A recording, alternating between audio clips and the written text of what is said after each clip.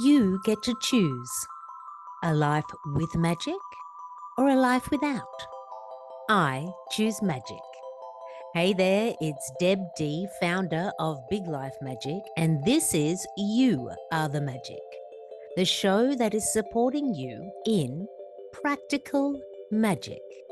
This is that beautiful mix between the woo and the how to. For if it's true that you are the magic, what do you need to know about the magic within you? And then what are you going to do about that magic? That's what You Are the Magic is all about. Through storytelling, magic activations, and energy forecasts, I'm going to be sharing with you why you are the magic and then what you're going to do about it so that you can move closer to getting your version of big life magic. So here we are, my friends. Breathe it in, believe it to be true. Smile. You are the magic.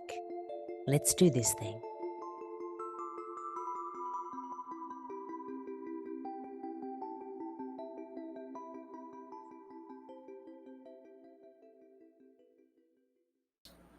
Hello, my magic seeker friends, and welcome to our next episode of You Are the Magic with me, your host and guide, Deb D.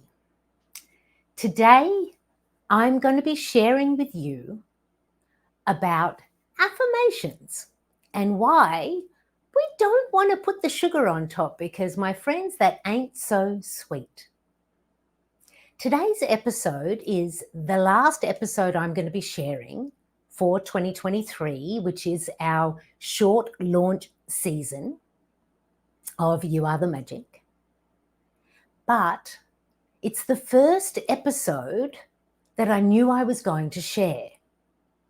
So when I knew that You Are the Magic is coming alive, it's becoming manifest, I had a whole heap of different ideas around what I wanted to share. But this episode around affirmations, I knew I wanted to share. I knew exactly the moment and the lesson I wanted to share when affirmations deepened for me. And I knew it was going to be the last episode shared. And that's because today is the 20th of December, 2023. The last episode for us this year. But for me and my family, it is now 9 days away from the 1 year anniversary of the first year we acknowledge the passing of my elder sister, Kathleen Ann Driscoll. On the 29th of December, 2022, my sister Kathy surrendered her warrior journey in this life. And so I knew that I wanted to honor her and her healing journey. And I knew I wanted it to be the final note for this year so that it may bring about a healing and a support for my family, for her husband Greg, for her children Rowan and Jarrah, for us all, as we prepare to meet this day, that first anniversary of Kathy's death day, the day she went away. So I just want to share at the top of this piece that I've spent days preparing to stand here to share this, to be the channel for this today. And yesterday, it had me collapsing from the inside out. Our big life losses can do that when we're working towards a big anniversary or a date that means something in particular, or just the day where the heaviness is full. So I'm sharing this with you so that if at any point along today, while I'm sharing, I need to take a big deep breath, just please breathe with me, because it is my intention to be a clear channel for this message today. And I'm also aware that I can feel my heart fluttering in a way that it does as it's just about to break open again. I've called in my sister Kathy to stand with me today from Spirit, and I have invited her to not only be with me, but I have asked her permission to be able to share these lessons and this journey with you today, because it's important when we're sharing other people's stories or lessons we've learned from others that we ask permission. Even if that person is in spirit, we still want to seek that permission. We want to know that we are in alignment to be the clear channels. And it's my absolute delight to be that channel for you today and to stand here with my sister, Kathy, in spirit. So let's meet Kathy. Gosh, she's so amazing, my friends. Kathy is our elder. So I'm the middle child of 7. My mum, Barbara, and my dad, Colin, they produced this amazing Driscoll clan of 7 children. I'm the middle child. Everything about middle children is true, but that's a different story. And Kathy is our elder. She came first. And I'm a little bit biased, I will admit. But in terms of an elder, Kathy was such a reverent elder. Like the wisdom, the generosity, the way she was able to support us and guide us. I feel so lucky to be a Driscoll in this clan, but also to be in the company of Kathy as my elder. Like, I think all of us in the Driscoll clan will agree, how lucky are we that Kathy is our elder? There is so much that she taught me over her life. But today in particular, I want to teach and share about affirmations. That's where we're driving to. That's where we're going to get to, because Kathy and I learned something really important together. And Kathy is a creative. She's not only my elder, she was my very first creative mentor. Kathy in this life explored creativity in so many different ways, as well as education. So Kathy was a creative and an educator, and she explored this throughout her life through dance and movement and puppetry and poetry. And so for me, as I was growing up, she was the first real artist that I knew.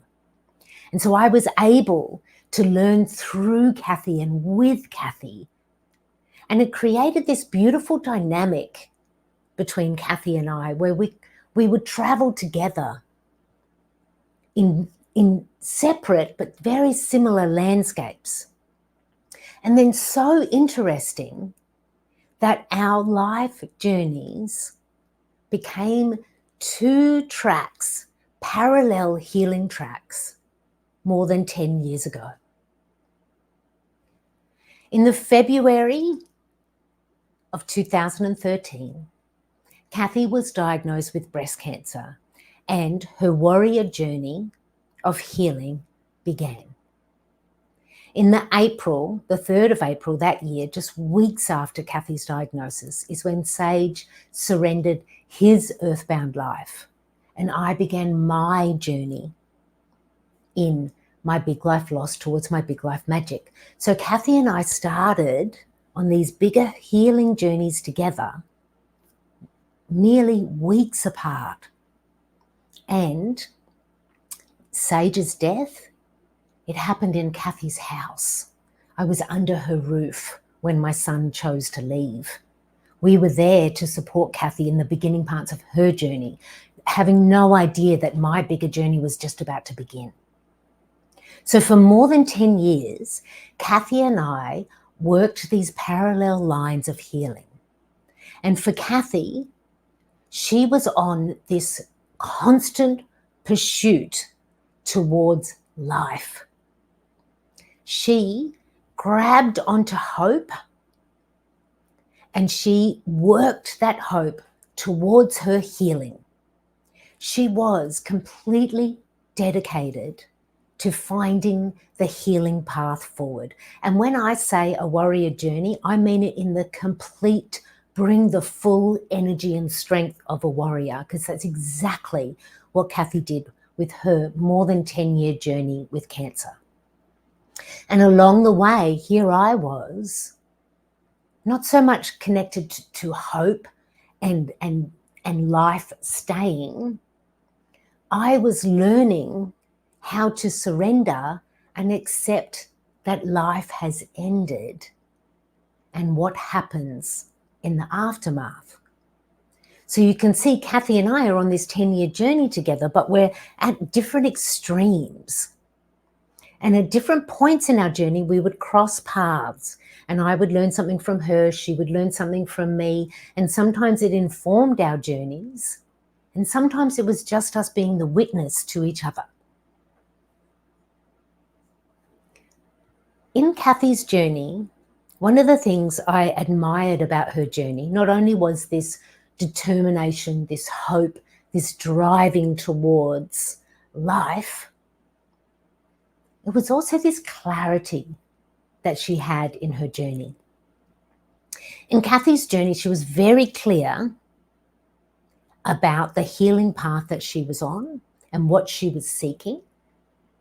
And she was also clear about what she wasn't seeking. So Kathy was open to creative expression because that's who she was. She was open to learning about the healing path because as an educator, that's who she was.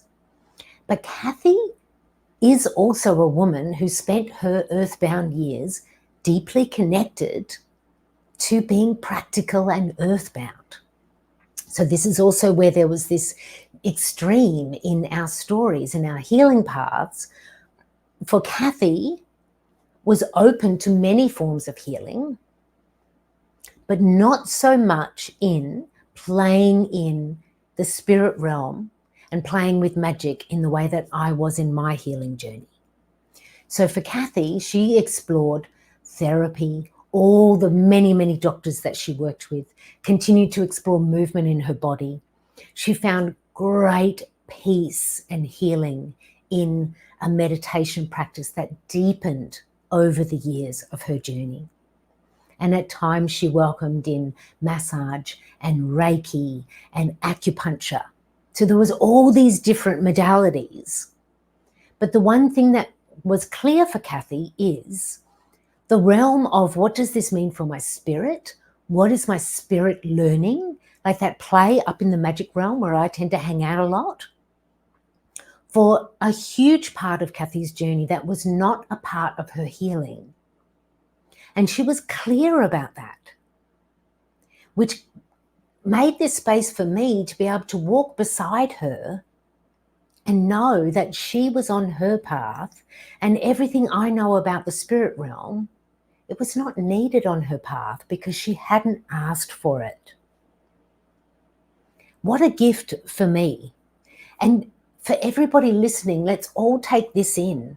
When somebody is on a healing path, even if we have maybe more to add or a way that they could see their healing, if they have not asked for it or they feel they do not need it, that is enough. That is all the information that you need.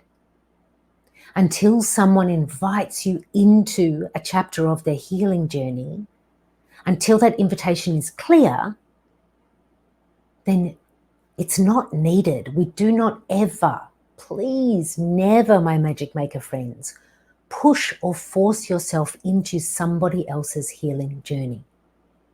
Because what happens when we are actually on a healing journey is we unfold and find what we need, when we need it, and when we're ready for it, which is exactly what happened with Kathy. So it was more than a year before her passing. I don't know exactly how long, like a year and a bit, where Kathy did start to open up to wanting to know more about what is my spirit experiencing here. Up until that point, there'd been a lot of focus on mentally dealing with her life and her healing, absolutely the physical healing. And there was a clarity around, I don't have the space to be able to bring in this spiritual learning narrative. I don't need it now. And then came this moment where Kathy felt that she needed it, she wanted it, and she had some space for it. And this is where I was invited in.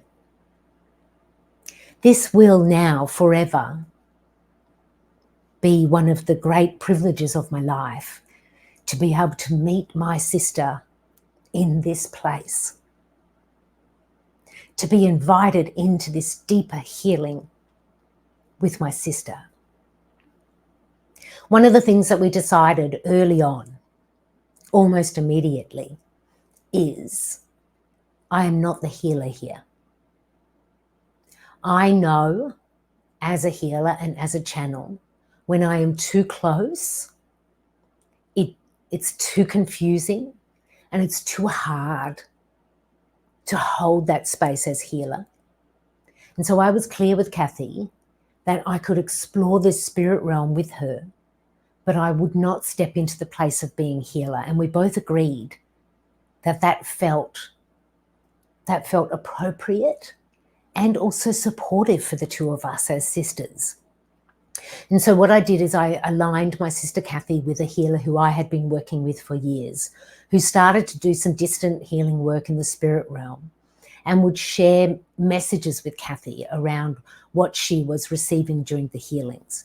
Now, there wasn't a lot of healings. There was just this opening of this space. But what I invited Kathy into is this: I can be your companion there. We're walking together on this path of healing, and I can be the person who listens, who helps you to interpret some of what this spiritual jargon or language or the symbols and metaphors and messages, what they may mean for you. And for Kathy, that was the yes. Yes, please meet me there, because I want to be able to talk about it. I want to be able to explore it. And so with Kathy, we explored many different aspects that were coming through when she started to connect to spirit. And some of that was ancestral healing. Some of that was around accepting death in order to actually really fully live in the life that you still have. But what I want to talk about now is this moment that Kathy and I shared, and it was around affirmations. So Kathy and I would set up times to have our healing conversations. So I wasn't living in Australia, and so we would find the time zone that was working for the two of us, and we would have these appointments to have these phone dates. And one day we're on the phone and I open up with Kathy, like, what's your spirit telling you now? What are you working on now at this point in your journey? And Kathy brings forward, I've started to work with affirmations. And this wasn't like brand new for Kathy. I mean, I think a lot of us know affirmations as a healing tool, and particularly if you're in meditation and working in that kind of working with your mind energy around your healing. But Kathy had put this focus on working with affirmations. And so I asked her, I said, so tell me, how is that going? And she said, well, I don't know really. I don't know if it's working. And I said, okay, well, let's unpack that. What's actually happening? What's your affirmation? And Kathy shared an affirmation about, I am healed and I am well. And I was like, okay, great. That's a great affirmation. And what's your connection to it? And she was like, well, this is my hope. This is what I want. This is what I'm working towards. And I said, yes, indeed. This is what you're working towards. And Kathy did that for the whole 10 years, working towards this hope, this healing. This is what she would ask people, those people who would say, how can I help? And she would say, just hold an image of me, healed and well, smiling, enjoying my life. She was clear on this vision. She was clear on this request. But when it came to her affirmation, it wasn't quite working. So we're in this conversation and I say to Kathy, I say, okay, so feel into that affirmation. Does it feel like maybe you don't have that reality now, but do you feel like that is actually in the energy line for you? Is that where you're working towards? Is that further down this healing journey for you? And I know the hope is there, but what's actually the core feeling here? And that's when Kathy just paused There was silence on the line, and I could hear Kathy breathing. I could feel it all starting to settle and deepen. And then Kathy said to me, "That's not how I feel." And I said, "Share with me, Kathy, how do you actually feel deep down?" And she said, "I feel broken. I feel like a part of me is broken and I don't know why it broke. And I'm just trying to fix it. And it's not coming back together." And so I just stayed in this moment with Kathy. When someone shares a truth in their healing journey, please don't rush ahead. Please don't try to tell them that that's not true or that there's more than that. Just be in this moment of truth, because this is where that hope that we have for our healing can meet the truth of where we are actually at in our healing. So when it felt like we were ready to move forward, I said, "Kathy, where do you feel this brokenness?" And she said, "I feel it deep inside." And I said, "Have you been feeling this the whole time?" And she said, "I haven't necessarily felt this the whole time. It's taken some time for this truth to actually be verbalized, for it to be able to be a part of what I can say out loud." And so I shared with her, I said, "Now this work is deepening, Kathy. You are connected to the truth. You are connected to, I feel broken." And so I shared with her, if I feel broken is the energy set point, and you are saying in your affirmation, "I am healed and well," that affirmation is merely the sugar on top. It is not actually connected to how you really feel. It's just words. It's just hopeful words that are not connected to the truth. And so I said, "Kathy, let's explore what's possible if we take I am broken as your truth and we add this hope of this healing that you have and we put them together. What do we have then? What's possible as an affirmation for you there?" And that's when Kathy started to explore, I want to understand what broke. I want to understand why this part of me broke. And I was like, now, Kathy, now the work is deepening. And so I was able to share with Kathy some different activations around releasing some of this energy, around exploring some new affirmations. And I'm going to say that there was creative play. There was definite healing here. But in that moment when Kathy connected to her truth, I feel broken, the healing had already activated. When we can connect to our truth and not add the sugar on top, when we can mix that truth in with our healing desire, that is the true practical magic mix of the woo being the healing we desire and that real truth of where we're at. We need to meet ourselves where we're at all stages in our transformations and in our healings. And this is what Kathy started to explore, being connected to this truth, not putting the sugar on top. Because when we do that spiritual bypassing, when we do that toxic positivity, what happens is that sugar just melts and creates a sticky mess. And then we end up in that position where Kathy was, where she was like, well, I'm trying this affirmation, but nothing feels different. I don't think it's working. And it won't work in that sense. Now, I'm not saying that you can't have big affirmations. You can't have big dreams and hope for your healing journeys. But next time you go to create an affirmation, Start with, where's my truth? And then what you want to do is feel into, where can that truth transform? What can I learn about myself in that truth? What's unfolding from that truth? Because those very fancy, amazing affirmations that are all up there will just stay up there. Which is why so many people can say, yeah, I tried that affirmation thing and it didn't really work. Affirmations work when they are connected to your truth.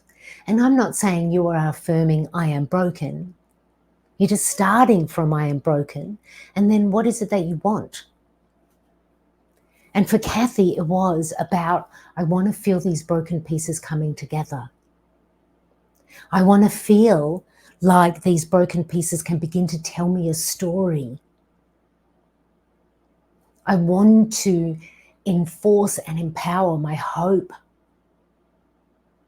All of that was able to meet Kathy and support her in the last year of her healing journey.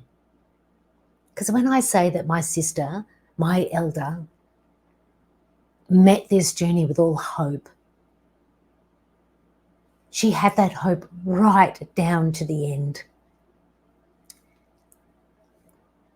The very last time I said goodbye to Kathy, when I hugged her outside of her home in the Blue Mountains, and I knew it was the last time.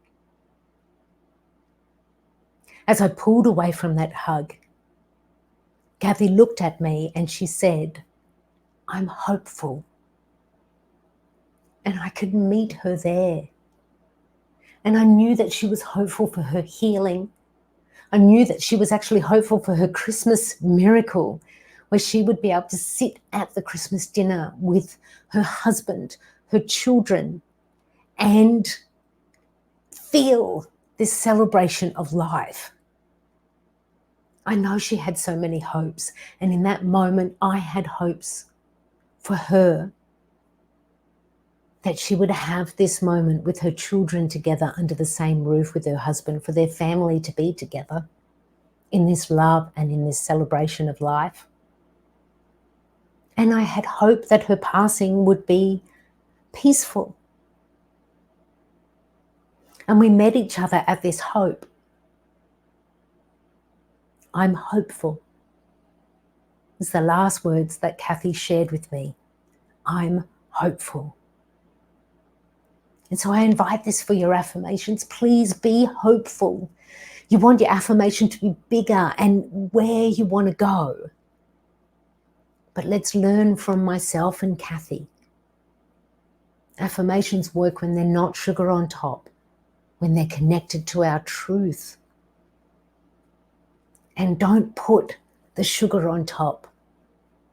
Put the hope on top. Put your hope for yourself. The hope you can reach. Because once you reach that, you can make the next affirmation and the next affirmation and the next affirmation. And we can build our healing journeys on layers of truth and hope.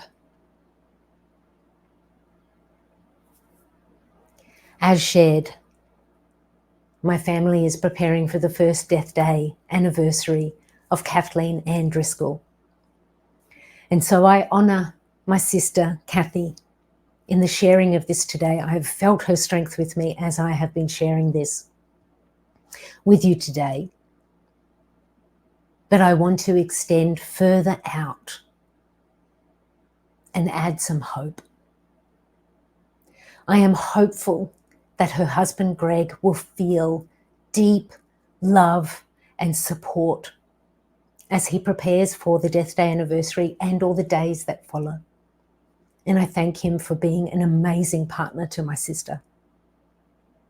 I am hopeful that his children, my niece and nephew, Rowan and Jara, feel completely embraced by their mother's love and the love of everybody in our family and our community as they prepare to mark this day. and all the days following. I am hopeful that my mother's heart will receive the healing balm that it needs when she acknowledges the day that her first child left. And I am hopeful that for all of us in the Driscoll clan, all of us siblings are able to be together and knit together our own love blanket that will hold us as we mark the day that our elder left. And I am hopeful that Kathy will continue to be the amazing creative and educator in all of our lives. And I am hopeful that Kathy, with my father Colin and my son Sage in spirit, are together, loving, further healing in soul, and supporting all of us here earthbound, because we miss her and we deeply love her. And I am hopeful that this love will continue to grow. And I am hopeful that for everyone on a healing journey where you feel like you need to be the warrior, that you can find this beautiful mix of truth and hope to support you in your affirmations. And we can leave the sugar for that sweet moment when you want to eat the cake or eat all of the chocolate, because that's a part of your healing journey. Hands up, that happens to me. And I am hopeful that this episode today has given you the healing balm that you need. Breathe it in, my friends. There is a lot of truth to bring into our healing journeys. And I invite forever hope that healing is possible and magic is just merely a beat away. It has been my absolute delight to be your host of You Are the Magic. This is our final episode for 2023. We're going to be back in January with so much more to share. We're going to be playing with the moon next year. We're going to be talking about how do you connect to angels and guides. When I say I'm a channel, what does it actually mean? How could you do that yourself? The first season, we're going to explore earth magic, which is also a part of what we explore in the Big Life Magic Makers. Our first season next year in 2024 is all about earth magic. But for now, breathe it in with me, my friends. Whatever it is that this episode has given you, plant it deep. It's a gift for you, and I am hopeful that it will grow. And I dedicate this episode of You Are the Magic to my elder, my forever and first elder, Kathleen Ann Driscoll. May your spirit continue to heal and soar. Big love, everybody.